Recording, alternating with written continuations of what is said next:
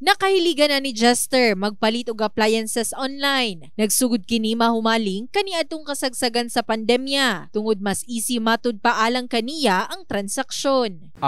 Ga-prefer ko sa anything man siya nga brand basta goods ang iyang reviews. Ano po ko naa sa Japan gani na sa China ang bisag si Jean, mas piliun usab ang mupalit online tungod sa abot kayang presyo niini. Sa kuan man gud ba sa mall, mahal siya tapos kung ipakita nimo siya sa online, barato siya pero same lang gyapon quality. Apan sa pagpalit og appliances online, kinahanglan mahimong sigurista sumala pa sa Department of Trade and Industry Gensan tungod dunay mga produkto niini ang wala matud pay Philippine standard kun PS mark o ICC sticker. Meaning that underwent a process no sa checking kung nakapasado ba sa standards.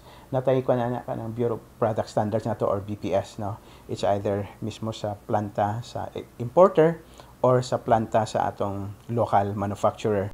Niaging bulan sa Hunyo, dunay gikandak sila nga region-wide trade enforcement ang DTI ug usa ang Gensan sa mga duna matud pay nakumpiska nga uncertified product sama sa appliances.